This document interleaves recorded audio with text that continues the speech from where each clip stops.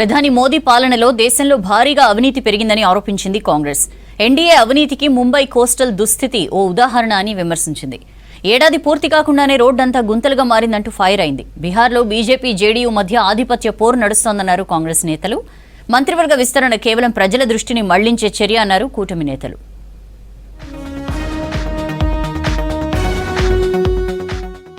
పదేళ్ల బీజేపీ పాలనలో దేశంలోని అన్ని రంగాల్లో అవినీతి అక్రమాలు పెరిగాయని ఆరోపించింది కాంగ్రెస్. మోదీ సర్కార్ అవినీతికి ముంబై కోస్ట్ రోడ్ నిర్మాణమే సజీవ సాక్ష్యమని తెలిపింది. 2024 మార్చిలో నిర్మించిన ఈ రోడ్ ఏడాది కాకుండానే గుంతలమయంగా మారిందని విమర్శించింది. ప్రజల సొమ్మును బీజేపీ సర్కార్ అక్రమార్కులు పాల్చేస్తుందని ఆరోపించింది. ప్రధాని మోదీ సర్కార్ తెచ్చిన మేక్ ఇన్ ఇండియా నినాదానికే పరిమితమైందన్నారు. ఫిబ్రవరిలో చైనా దిగుమతుల విలువలు $100 బిలియన్ దాటిందని తెలిపింది కాంగ్రెస్. पीएम मोदी की देश विरोधी नीतियों से चीन मालामाल हुआ जा रहा है और भारत की अर्थव्यवस्था डामाडोल हो रही है. नरेंद्र मोदी हर मोर्चे पर फेल हैं. ఢిల్లీలో Chicago council on global affairs డైరెక్టర్ల బోర్డు బృందంతో భేటీ అయ్యారు ప్రతిపక్ష నేత Rahul Gandhi. Council CEO, NATO మాజీ అమెరికా రాయబారి ఐఓహెచ్ డాల్డర్ నాయకత్వంలో రాహుల్ను కలిశారు. ఆయనతో పలు అంశాలపై చర్చించారు బృందం సభ్యులు.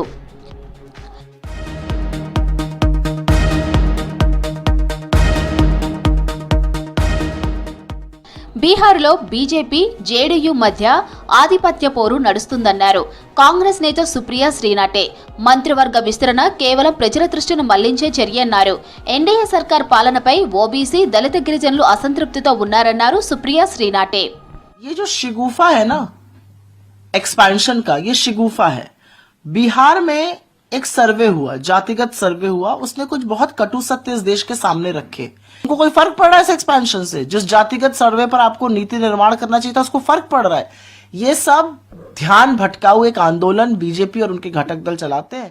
కాంగ్రెస్ పార్టీకి రాజీనామా చేస్తాననే ప్రచారాన్ని ఖండించారు ఆ party MP Shashi Tharoor. Party కోసం, ప్రజల కోసం కష్టపడి పనిచేయడానికి ఎప్పటికీ సిద్ధమన్నారు. కాంగ్రెస్ పార్టీలోని కొందరు తనను వ్యతిరేకిస్తున్నట్లు చెప్పారు.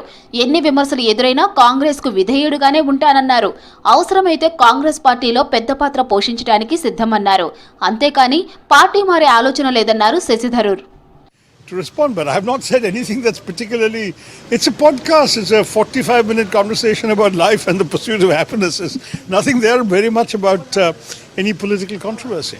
There's a meeting the party has called on Friday. I'll be there with everyone else. Let's see. బెంగళూరులో నీటి సమస్యలు లేకుండా అన్ని చర్యలు తీసుకుంటున్నట్లు చెప్పారు Karnataka deputy CM DK Shivakumar. రాబోయే ఎండాకాలాన్ని దృష్టిలో పెట్టుకుని ఆర్ఓ ప్లాంట్లను Bengaluru water supply and sewerage బోర్డుకు అప్పగించినట్లు తెలిపారు. ఆర్ఓ ప్లాంట్లలోని సమస్యలను ఎప్పటికప్పుడు పరిష్కరిస్తున్నట్లు చెప్పారు DK. We are taking over all the RO plants in the custody of BWSSB because we want a clean, safe water and we want. I have got complaints from various that some of the places I have made a small check, some of them are not working. So corporation BWSSB will take care of all the. రాబోయే Tamil Nadu assembly ఎన్నికల్లో Tamilaga Vetri Kazhagam party గెలుస్తుందన్నారు ఆ party chief సినీ నటుడు విజయ్. 2026 ఎన్నికల్లో చరిత్ర తిరగరాస్తామని తెలిపారు. పెత్తందారులు, భూస్వాములు రాజకీయాలు చేస్తున్నారని విమర్శించారు. మహాబలిపురంలో జరిగిన టీవీకే పార్టీ తొలి వార్షికోత్సవ సభలో పాల్గొన్నారు.